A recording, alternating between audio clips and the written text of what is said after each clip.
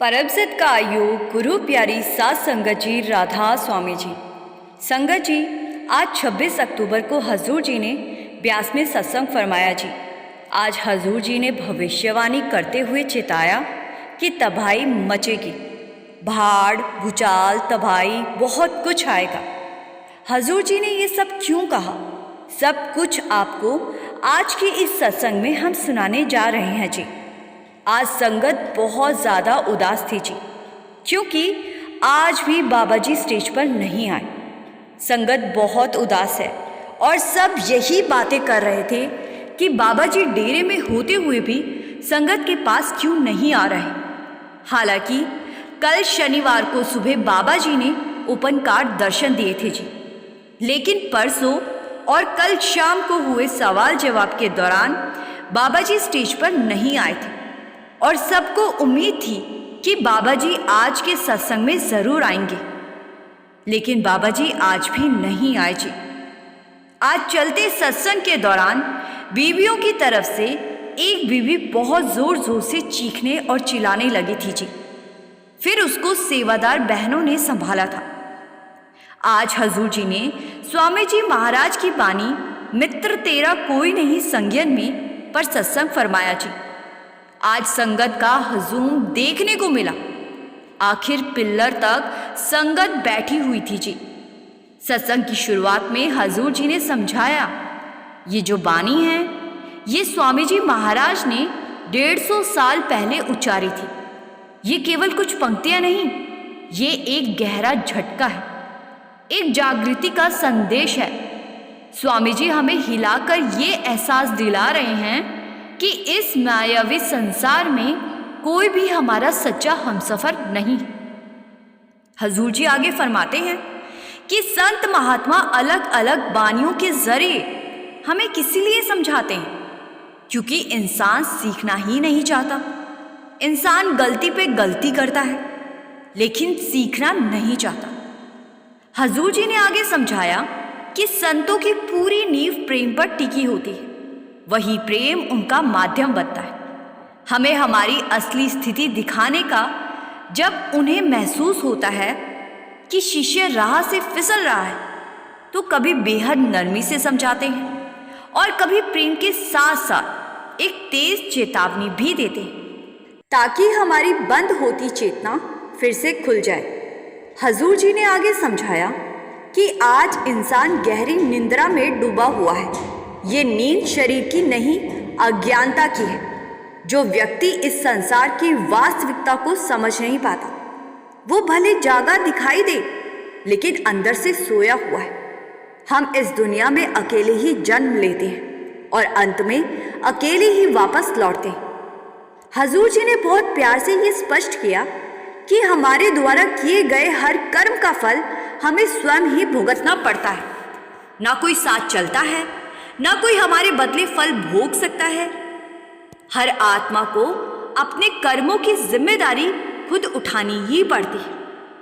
हजूर जी ने आगे समझाया और स्पष्ट करते हुए कहा, मित्र तेरा कोई नहीं संज्ञन में। यहाँ स्वामी जी महाराज किस प्रकार के मित्र की बात कर रहे हैं? हजूर जी समझाते हैं कि असली दोस्त, असली मित्र कौन है? वही होता है जो केवल हंसी खुशी में नहीं, बल्कि हर सुख दुख में हमारे साथ खड़ा रहे, जो हमारे जीवन के सच्चे उद्देश्य की यात्रा में भी साथ बना रहे और अंतिम सांस तक हमारा हाथ ना छोड़े। जीवन में हमें अनगिनत लोग दोस्त बनकर मिलते हैं, लेकिन जरा ठहर कर सोचने की बात है, इनमें से कितने ऐसे हैं जो हमारे अंतिम पड़ाव तक साथ देंगे? हजूर जी ने आगे समझाते हुए कहा कि जब हम इस संसार में कदम रखते हैं तो शुरुआत मोहल्ले के बच्चों से दोस्ती से होती है, फिर स्कूल में नए साथी जुड़ते जाते हैं, उसके बाद नौकरी पेशा, व्यापार और जीवन के अलग अलग मोड़ों पर नए रिश्ते बनते चलते हैं। परंतु जब विदाई का क्षण आता है, तब ये सभी यही रह जाते हैं। अंतिम यात्रा हमें अकेले ही तय करनी पड़ती है। इसके बाद हजूर जी ने बड़े ही सुंदर अंदाज में महाराज जी के वचन याद दिलाए जी।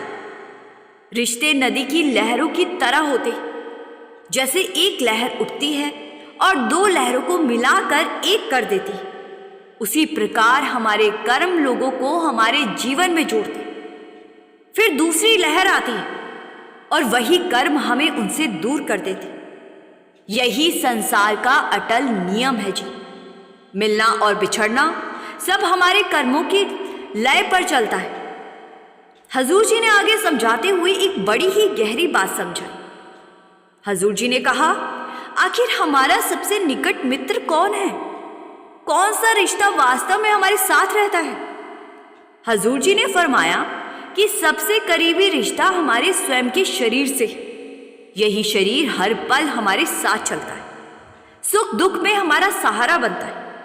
लेकिन एक समय ऐसा आता है जब ये भी थक कर जर्जर हो जाता है, बूढ़ा पड़ जाता है और अतः हमारा साथ छोड़ देता है। जब शरीर जैसा निकट साथी भी टिक नहीं पाता तो बाकी रिश्तों की स्थायित्व की क्या अपेक्षा की जाए? हजूर जी ने बानी से उदाहरण देते हुए समझाया, संग सखा सब तज गए, कोई ना निभ्यो साथ। यानी हम कितने भी संबंध जोड़ ले, आखिर में कोई भी हमारे साथ नहीं जाता।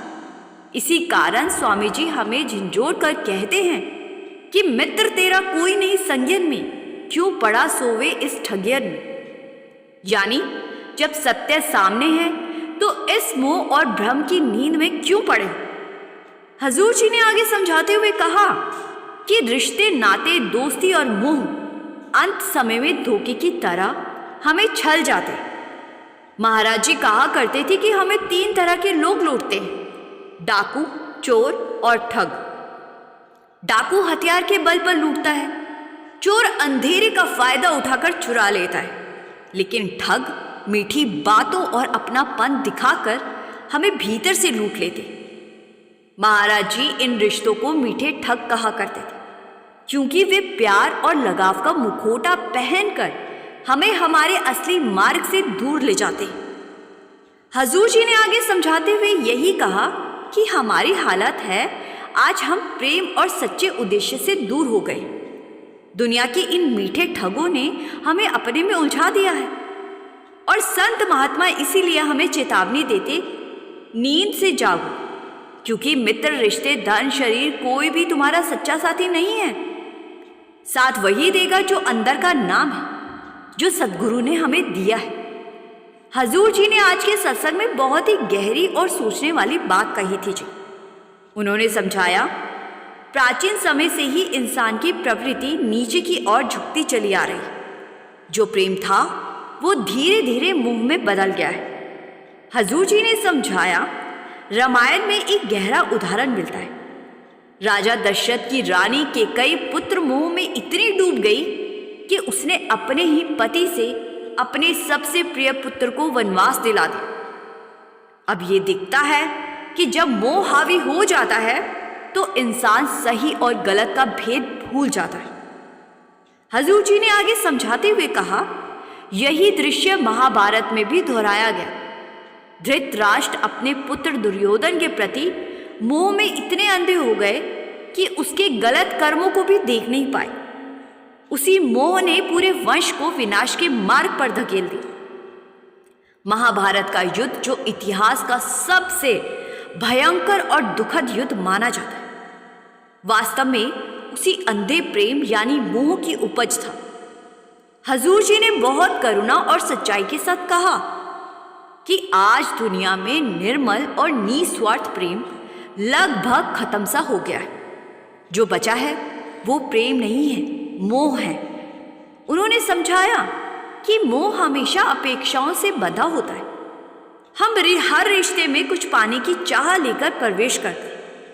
कोई हमें समझे, कोई हमारा सहारा बने, कोई हमारी इच्छाओं को पूरी करे।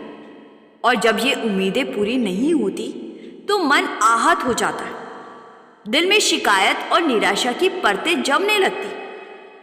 आगे हजूर जी ने बताया कि प्रेम जो कभी पवित्र और निष्काम था, आज हमने उसे माया और स्वार्थ की दीवारों में सीमित कर दिया।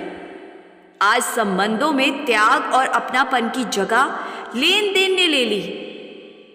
उन्होंने आगे समझाते हुए उदाहरण देते हुए कहा, आज बेटा अपने पिता से अपेक्षा रखता है कि वह उसकी हर इच्छा का ख्याल रखे और पिता बेटे से उम्मीद करता है कि वो उसकी हर बात और उम्मीद पर खरा उतरे।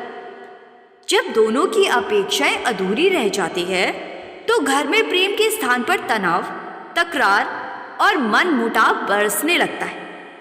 जहां प्रेम होना चाहिए था वहां शिकायतों और झगड़ों का माहौल बन जाता है। हजूर जी ने आगे उदाहरण देकर समझाया, सास अक्सर ये सोचकर नई बहू को घर में लाती है कि वो परिवार का सहारा बनेगी, घर को संभालेगी। वही बहू दिल में उम्मीद रखती है कि सास उसे अपनी बेटी जैसा स्नेह और अपनापन देगी। लेकिन जब दोनों की अपेक्षाएं पूरी नहीं होती तो मन में खटास, दूरी और दुख जन्म लेने लगता। इसके आगे हजूर जी ने समझाया, रिश्ते हमें असल में क्या सिखाते हैं। उन्होंने कहा कि जब कोई शिष्य अपने गुरु से सच्चा, निर्मल और निष्काम प्रेम करता है तो वो संसार के मोह माया के जाल से बच जाता है। मुर्शिद से जुड़ा हुआ प्रेम इंसान को इस दुनिया के दलदल में डूबने नहीं देता। हजूर जी ने कहा कि आज इंसान धन, मान, सम्मान और मैं और मेरी में भावना में इतना उलझ गया है कि उसे लगता है कि इनसे सुख मिलेगा, जबकि सच तो ये है कि यही सब दुखों की जड़ है। इसी संदर्भ में उन्होंने वाणी का उल्लेख करते हुए बताया, पानी, हवा, अग्नि सब रोगी बताए गए हैं। यहाँ तक कि माता पिता भी रोगी गए हैं। कुटुंब संबंध सब रोगी है, क्योंकि ये सभी माया के प्रभाव में बंधे हुए।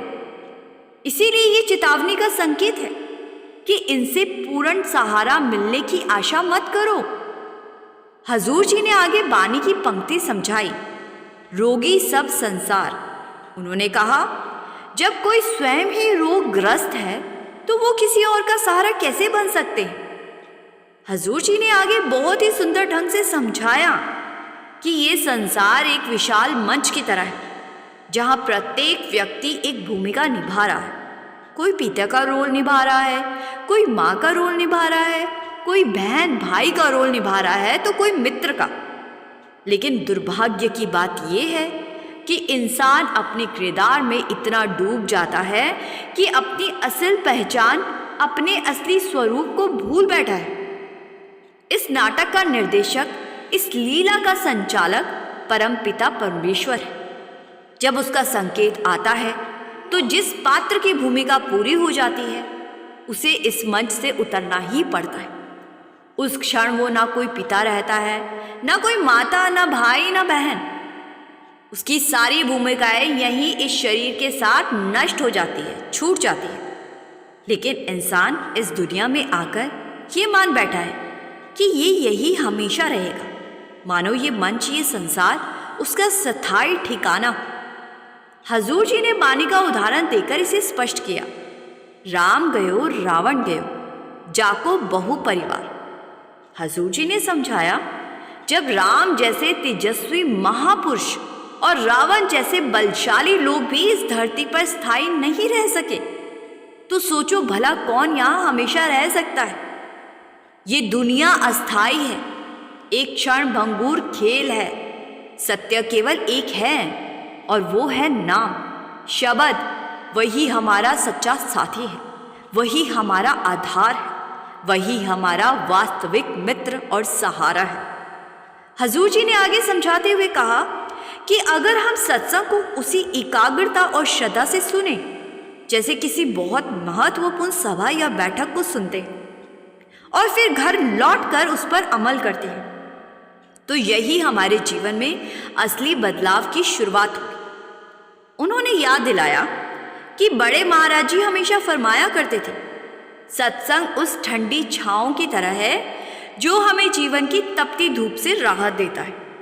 पर साथ ही वे ये भी समझाते थे कि हमारा उद्देश्य केवल उस छांव में कुछ पल सुकून लेना नहीं होना चाहिए, बल्कि उस शीतल वातावरण से जो ज्ञान, जो प्रेरणा और जो जागृति मिले उसे भीतर उतार कर जीवन में लागू करना ही सच्चे सत्संगी का धर्म है। हजूर जी ने आगे फरमाते हुए कहा, हम में से बहुत से लोग ये सोच बैठते हैं कि हमें किसी की ज़रूरत नहीं है, हम खुद ही सब समझ लेंगे, खुद ही मंजिल पा लेंगे। लेकिन महाराज जी हमेशा कहते थे, सिर्फ ज्ञान काफ़ी नहीं होता, अनुभव के बिना ज्ञान अधूरा है। उन्होंने बहुत ही सुंदर उदाहरण देकर बात स्पष्ट कीजिए। कहा, कल्पना करो तुम्हें किसी अनजान रास्ते से गुजरना है और उस वक्त भारी बारिश हो रही। तुम्हारे सामने दो विकल्प है, दो व्यक्ति है।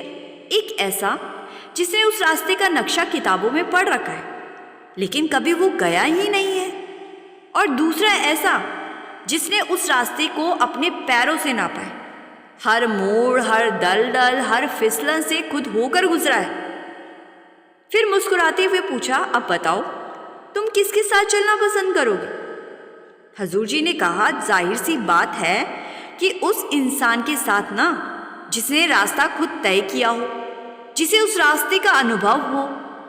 हजूर जी ने आगे समझाया कि यही फर्क है जानने और जीने में। किताबें रास्ता दिखा सकती है पर मंजिल तक वही पहुंच सकता है जिसने खुद उस राह को पार किया। हजूर जी ने आगे बहुत गहराई से समझाया कि सत्संग को सिर्फ सुन लेना और उसे जीवन में उतार लेना, इन दोनों में ज़मीन आसमान का फर्क है। उन्होंने आगे कहा, केवल सत्संग में सुने शब्द कानों से गुजर जाए उससे कोई बदलाव नहीं आता।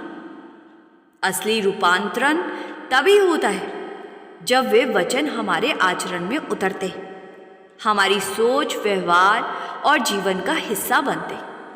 जब तक हम खुद उस राह पर चलने की कोशिश नहीं करते तब तक ज्ञान बस जानकारी भरा रहता है, दिल और आत्मा को छूने वाली जागृति नहीं बन पाता। हजूर जी ने समझाया।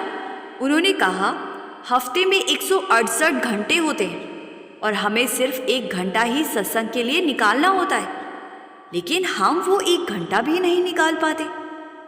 इसके बाद हजूर जी ने एक अत्यंत गहन प्रश्न उठाया, नाम वास्तव में है क्या? क्या नाम केवल अक्षरों का मेल है? क्या ये मात्र कोई उच्चारित करने वाला शब्द है जिसे हमने अपनी भाषा, संस्कृति या धर्म के अनुसार अपना लिया है? हजूर जी ने आगे समझाया कि हम सब अलग अलग धर्मों एवं परंपराओं से आते हैं। कोई उसे अल्लाह कहता है, कोई राम, तो कोई गॉड, कोई वाहेगुरु। नाम भले अलग हो पर संकेत उसी एक परम सत्ता की ओर है, उसी एक परम पिता की ओर है, क्योंकि मालिक एक ही है। उन्होंने बड़े सम्मान के साथ बताया कि दशम पातशाह श्री गोविंद सिंह जी ने अपने ग्रंथों में परमात्मा के 1100 से भी अधिक नामों का उल्लेख किया है। हर नाम में उसी एक सर्वव्यापी परम सत्ता की झलक दी, पर अंत में सार यही निकला कि एक ओंकार अनामी, वो जो निर्गुण है, निराकार है, असीम है, जिसे किसी एक शब्द, किसी एक भाषा या किसी एक नाम में बांधा ही नहीं जा सकता। नाम एक अनुभव है, एक शक्ति है, एक जुड़ाव है, ना कि केवल बोलने भर का कोई लफ्ज है। लफ्ज तो बस एक माध्यम है, पर सच्चा नाम वो है जो आत्मा को उस परम चेतना से जोड़ दे। फिर हजूर जी ने गुरबानी की एक गुड़ी पंक्ति सुनाई जी, 52 आखर लोग तरे, सब कुछ इन माही, ये आखर खिन जाएंगे, वो आखिर इन माही नाही। उन्होंने समझाया कि ये सारे शब्द, ये सारे अक्षर जो हम बोलते या सुनते हैं, ये सब समय के साथ मिट जाने वाले, परंतु वो नाम जो असल में परमात्मा की पहचान है, वो शब्दों से परे, वो नश्वर नहीं है। नाम हमेशा रहेगा। स्वामी जी महाराज की वाणी में भी यही संदेश मिलता है, नामो उपजे नामो बिन से, अर्थात नाम से ही इस सृष्टि की उत्पत्ति हुई है। नाम में ही एक दिन सब कुछ विलीन हो जाना है। हजूर जी ने आगे समझाते हुए कहा, जब तक इंसान उस दिव्य शक्ति, उस नाम से जुड़ा रहता है, तब तक उसकी सांसों में जीवन का संचार होता है। जैसे ही वो संबंध टूटता है, जीवन भी समाप्त हो जाता है। ये शरीर तो बस एक खेल है, असली शक्ति तो उस रूहानी नूर से मिलती है जिसे हम नाम कहते हैं। हजूर जी ने अत्यंत सरल लेकिन हृदय को झकझोर देने वाले शब्दों में जीवन का सबसे बड़ा राज उजागर किया। उन्होंने कहा, मानव जीवन का मूल उद्देश्य है स्वयं को पहचानना। हम इस संसार में केवल खाने, कमाने और रिश्ते निभाने के लिए नहीं भेजे गए हैं। हमारा असली काम है, कार्य है अपने भीतर उतरना, अपनी आत्मा की पहचान करना और जानना कि हम वास्तव में है कौन। हजूर जी ने आगे समझाते हुए कहा कि मालिक ने हमें बुद्धि, विवेक और समझ इसीलिए दी थी ताकि हम सत्य की खोज करें, आत्मबोध की दिशा में आगे बढ़े। पर दुख के साथ कहा, हमने उसी विवेक का इस्तेमाल उल्टी दिशा में कर लिया। आत्मा को जानने के बजाय हम बाहरी चमक धमक के पीछे भागने लगे। धन संपत्ति, नाम प्रतिष्ठा और पद की दौड़ में इतने खो गए कि अपनी मूल पहचान ही भूल बैठे। हजूर जी ने करुणा से कहा, एक समय था जब पैसा केवल जरूरतें पूरी करने का माध्यम था, पर आज वही पैसा दिलों में दूरी और रिश्तों में जहर घोल रहा है। अब पुत्र अपने वृद्ध पिता की सेवा भी तब करता है जब उसे अपने हिस्से का आश्वासन मिल जाए। रिश्ते प्रेम पर नहीं, सौदेबाजी पर टिकने लगे। उन्होंने आगे समझाते हुए कहा कि दुख की बात से बताया कि आज बच्चे भी शर्तें लगाने लगे हैं। अगर मेरी बात नहीं मानी गई, अगर मुझे ये चीज नहीं मिली तो मैं पढ़ाई नहीं करूंगा। सोचिए, जहां कभी संस्कार त्याग, सेवा और सम्मान पर आधारित थे, आज वही संस्कार स्वार्थ, शर्तों और लेन देन की नींव पर टिक गए हैं। हजूर जी ने आगे समझाते हुए कहा, दुनियावी रिश्तों तक तो ठीक था, लेकिन हमने तो धन से मालिक के साथ भी सौदेबाजी करनी शुरू कर दी।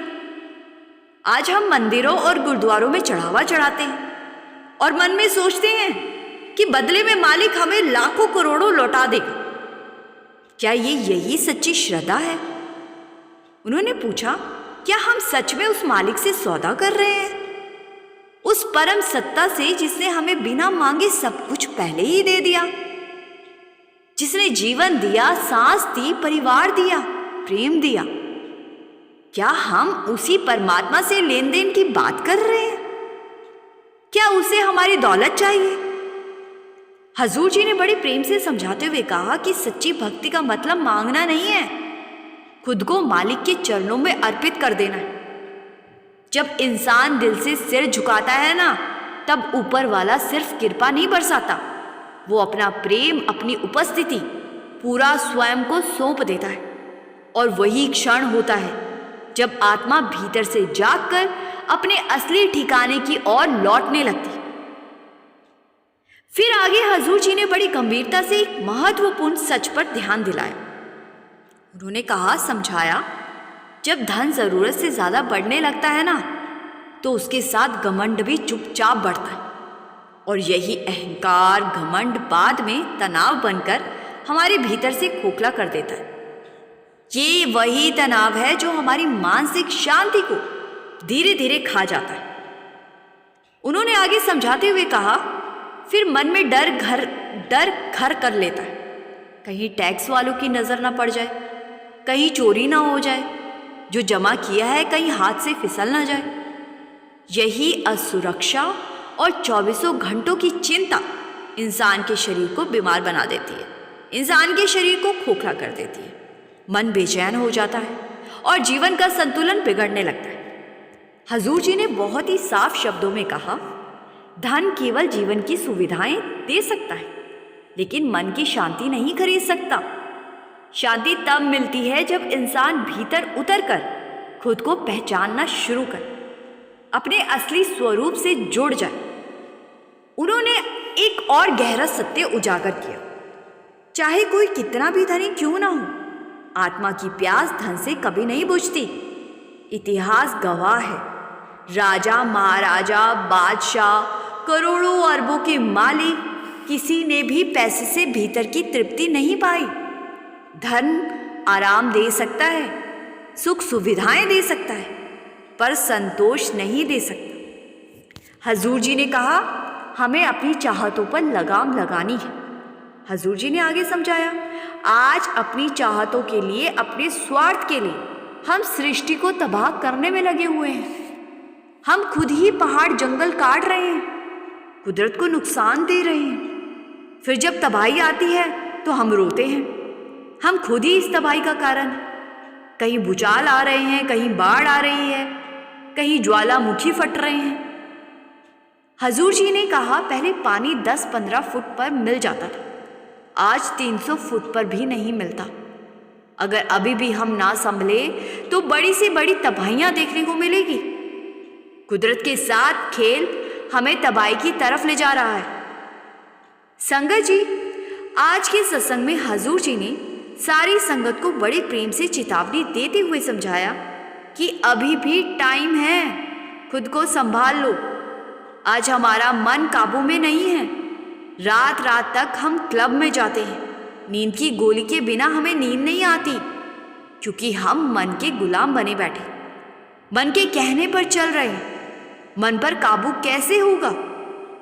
हजूर जी ने कहा, मिट्टी को हाथ में लेकर मुट्ठी बंद करेंगे तो मिट्टी नीचे नहीं गिरेगी, जैसे ही हाथ ढीला करेंगे मिट्टी नीचे गिरने लगेगी। हमें अपने मन को कंट्रोल करने के लिए शब्द से जुड़ना है। जब हम शब्द से, नाम से जुड़ेंगे तो मन अपने आप हमारे कंट्रोल में आने लगे।